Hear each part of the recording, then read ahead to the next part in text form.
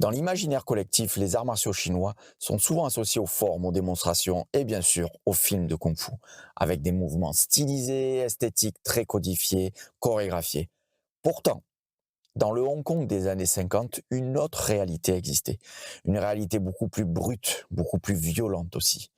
Aujourd'hui, dans l'épisode de Kung Fu Coffee Break, on va parler des Beimu, les combats clandestins des années 50 et 60 à Hong Kong.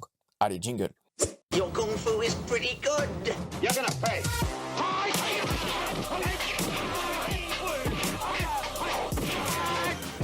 You treacherous bastard. Get him! Bienvenue sur Kung Fu Coffee Break podcast. Donc aujourd'hui, un épisode solo, un extra un peu spécial, où on va se plonger ensemble dans le Hong Kong des années 50 pour parler des Beimu, ces combats clandestins où les pratiquants cherchaient à tester pour de vrai leur capacité à combattre. Le terme Beimu déjà, dans un premier temps, en fait, ça signifie littéralement comparer les techniques martiales, avec Bei, comparer, et Mo, en cantonais qui signifie martial. Ce mot, vous le retrouvez dans Mo Gun, une école de kung-fu dans la culture cantonaise. Ce mot, en fait, en mandarin, c'est le Wu, de Wushu. En fait, le mot Beimo, à l'origine, ne désignait pas forcément un combat clandestin, un combat illégal. Il s'agissait simplement d'une confrontation destinée à évaluer une compétence martiale, entre deux pratiquants, bien sûr. Mais à Hong Kong, dans les années 50 et 60, le terme Beimo prend une signification bien plus spécifique. Les Beimo deviennent en fait des combats non officiels, la plupart du temps illégaux, avec très peu de réglementation, organisés entre des écoles de kung-fu ou entre certains individus, sans aucun cadre sportif officiel, tel qu'on peut le voir de nos jours. Et ces affrontements, en fait, avaient lieu dans des lieux isolés, loin des regards indiscrets, loin de la police, dans des arrière-cours et aussi très souvent sur les toits des immeubles, des buildings de Hong Kong. Il n'y avait pas de public, et pas de récompense, et très peu de règles. Juste deux pratiquants, deux styles, et une seule question. Qui de nous deux est le meilleur aujourd'hui ? Pour comprendre pourquoi ces combats existaient, il faut replacer Hong Kong dans son contexte historique. Dans les années 30 et les années 40, une grande partie de la Chine, Hong Kong y compris, est occupée par le Japon. Et à la fin de la Seconde Guerre mondiale, un autre conflit éclate, c'est la guerre civile chinoise. Il y a deux camps qui s'affrontent pour prendre le contrôle du pays, le Kuomintang, le parti nationaliste, et le parti communiste chinois mené par Mao Zedong.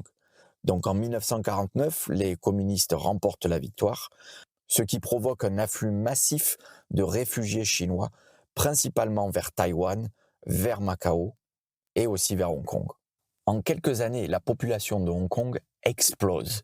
Elle passe de 600 000 habitants au lendemain de la Seconde Guerre mondiale à plus de 2 millions d'habitants en 1956. Parmi ces réfugiés politiques se trouve un homme de presque 60 ans, Yip Man. Il fuit Fatsan, laissant sa famille derrière lui et se réfugie à Hong Kong. Au début, il vit de petits emplois, puis il devient vite instructeur de Wing Chun auprès d'un syndicat des travailleurs de restaurants de Hong Kong. Il dispense alors son enseignement au 159 Tainan Street, dans le quartier de Tong Mi, juste à côté de Mong Kok, à Hong Kong, Kowloon. À cette époque, les arts martiaux ont mauvaise réputation à Hong Kong. Ils sont souvent associés aux triades, les mafias chinoises. Ces organisations sont les héritières de sociétés secrètes apparues dès le XVIIe siècle et leur présence à Hong Kong remonte au milieu du XIXe siècle. Mais avec les grandes vagues d'immigration des années 50, leur influence s'intensifie. Certaines triades fuient le régime communiste et s'installent hors de Chine pour continuer à exister. Hong Kong devient alors un refuge pour plusieurs d'entre elles. Une rumeur circule à Hong Kong. Les triades recruteraient leurs hommes de main directement dans les écoles de kung-fu locales. Alors il y a probablement une part de vérité là-dedans, mais dire que tous les membres des triades proviennent des écoles de kung-fu serait assez exagéré et assez caricatural en fait. Donc on l'a vu, les arts martiaux ayant une mauvaise réputation à cette époque, il n'existe aucune compétition officielle d'arts martiaux à Hong Kong. Mais les combats, eux, existent bel et bien. À huis clos, souvent sur les toits des immeubles, loin des passants et de la police. À cette époque, le Wing Chun est encore un style relativement méconnu à Hong Kong, et pourtant, il va peu à peu se forger une solide réputation. Comment ? Grâce aux premières générations d'élèves de Ip Man qui vont participer à des Beimo et démontrer l'efficacité du style dans les conditions réelles. Indirectement, ces combats clandestins vont avoir un impact considérable sur le développement du Wing Chun à Hong Kong. En 1956, Ip Man déménage son école dans le quartier de Yau Ma Tei, et c'est à cette période que Bruce Lee et Han Kin-chung, son ami, rejoignent l'école de Ip Man, tous les deux âgés de 16 ans. Ils feront partie des élèves ayant participé à des Beimo, mais on peut citer aussi comme autres élèves qui sont devenus connus par la suite, qui ont participé à des Beimo, William Cheung, Duncan Leung et bien sûr Wong Chun Leung.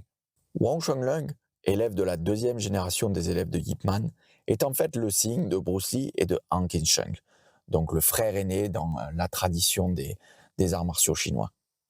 Et c'est sans doute le pratiquant de Wing Chun le plus actif dans les Beimo. Il aurait livré plus d'une dizaine de combats sans jamais être vaincu.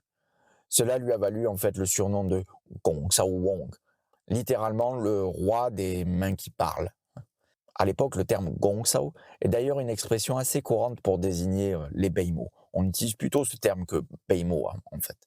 Pour comprendre comment était utilisé ce terme, imaginez le jeune Wong Chun Leung dans les années 50 dire à ses frères d'armes, juste avant un combat, un Beimo, « Ils ont osé nous provoquer en combat, alors laissons parler les mains aujourd'hui et on va voir qui est le meilleur. » Gong Sao Wong. Ce surnom est sans doute aussi un jeu de mots avec le nom de famille de Wong Chun Leung, avec le Wong de Gong Sao Wong qui signifie le roi, mais Wong de Wong Chun Leung, c'est le nom de famille et ça signifie la jaune, la couleur jaune.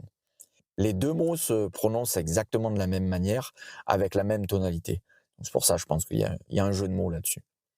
À cette époque, Wong Chun Leung est très impliqué dans les Beimo et il rentre en conflit avec d'autres écoles de Kung-Fu de Hong Kong, notamment avec du Shogar Tang Long, donc le style de la montre religieuse du Sud, puis plus tard avec du Bak Kok Kun, donc le style de la grue blanche. Comment se déroulaient ces combats? Alors un Beimo, c'était tout sauf un combat sportif moderne. Il n'y avait pas de protection, aucun gant, aucun casque, aucun plastron, aucun protège-tibia et aucun revêtement au sol. Pourtant, les coups étaient réels, portés avec intensité et à pleine puissance.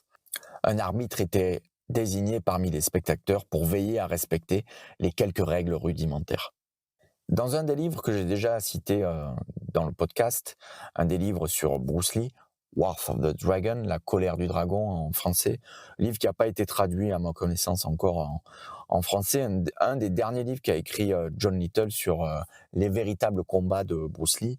On en apprend un peu plus sur ces Beimo parce qu'on a un témoignage direct d'un combat qu'a livré Bruce Lee lorsqu'il était jeune, âgé simplement de 17 ans, le 2 mai 1958 sur les toits d'un immeuble de Hong Kong.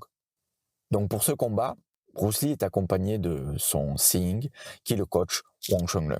Ce jour-là, un autre élève de Wong Chun Leung est également engagé dans un combat. Il s'appelle Shen et il a aussi 17 ans, même âge que Bruce Lee. Donc l'affrontement a lieu sur un toit d'un immeuble de Kowloon et l'événement est censé rester confidentiel. Pourtant, en arrivant sur le toit, Wong, Bruce et Shen découvrent avec surprise qu'une foule de 20 à 30 spectateurs est déjà présente sur les lieux. La réputation en fait de Wong Chun Leung a attiré de nombreux curieux. Bruce et Shen sont des pratiquants de Wing Chun et vont affronter des pratiquants d'un style de Shaolin du Nord, de l'école de Sifu, Leung Chi Shun. En raison de sa réputation et de son expérience, les deux camps s'accordent pour que Wong Chun Leung fasse office d'arbitre lors de ces affrontements. Les règles en fait sont très simples et très rudimentaires. Il y a 2 rounds de 2 minutes avec 1 minute de pause entre chaque round. Si un des combattants tombe ou est mis KO, l'autre combattant doit immédiatement cesser de l'attaquer. La surface de combat est matérialisée sur le sol avec un cercle dessiné qui fait une superficie d'environ 30 mètres carrés. Sortir de cette zone fait perdre un point au combattant. 3 sorties consécutives et le combat est perdu. Enfin, si l'un des deux combattants n'est plus en capacité de se défendre, l'arbitre peut arrêter le combat immédiatement. Le premier affrontement oppose Shen, donc pratiquant de Wing Chun, à un pratiquant du Shaolin du Nord nommé Choi et qui est âgé de 20 ans, donc un peu plus âgé que Shen. Le combat ne dure qu'un seul round. Les deux hommes sont épuisés à la fin du premier round, sévèrement touchés par l'échange des coups qui se sont portés, et le verdict, finalement, c'est un match nul. Puis vient au tour de Bruce Lee, qui affronte Robert Cheung plus âgé d'1 an que lui et physiquement plus imposant. Le premier round est largement dominé par Chung, qui est très agressif.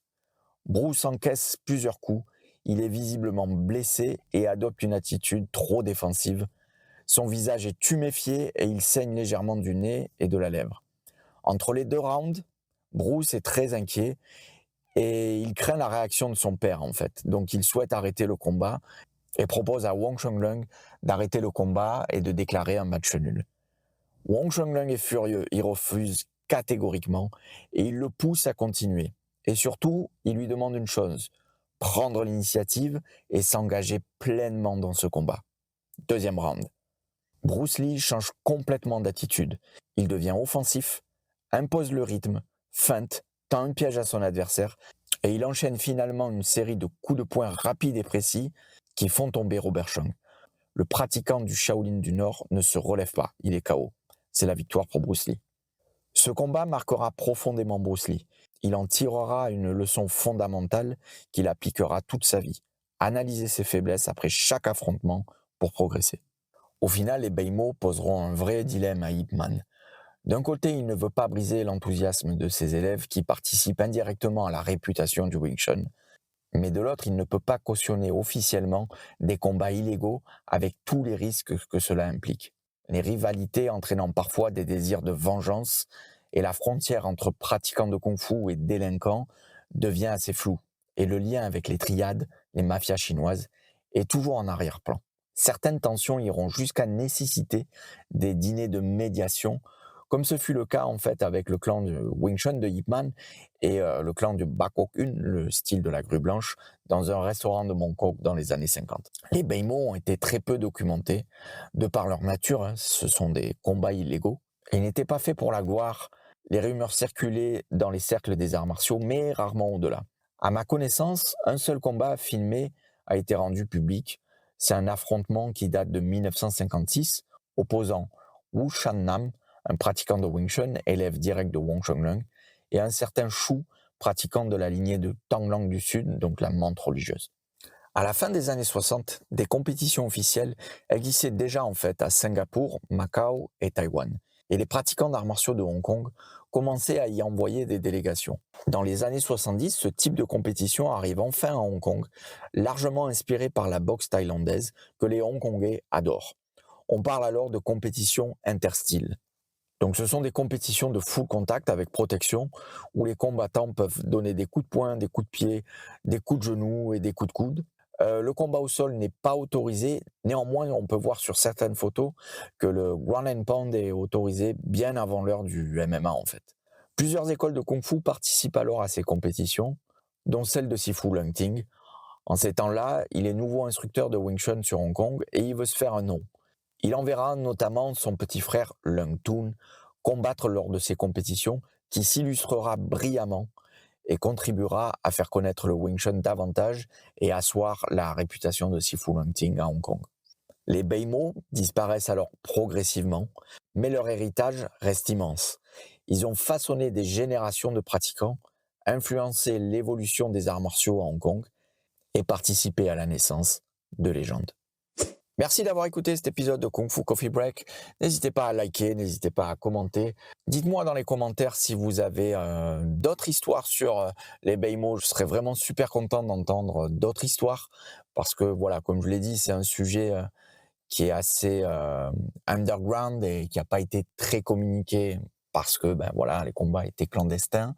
Et voilà, j'aimerais beaucoup savoir si d'autres styles à Hong Kong dans ces années-là, du Pak Mei, du Show Gifu, du Hongar, s'il y a d'autres histoires qui circulent sur des pratiquants qui se seraient affrontés lors de Beimo.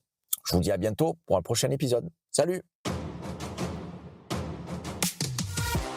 I'm certain I can beat you.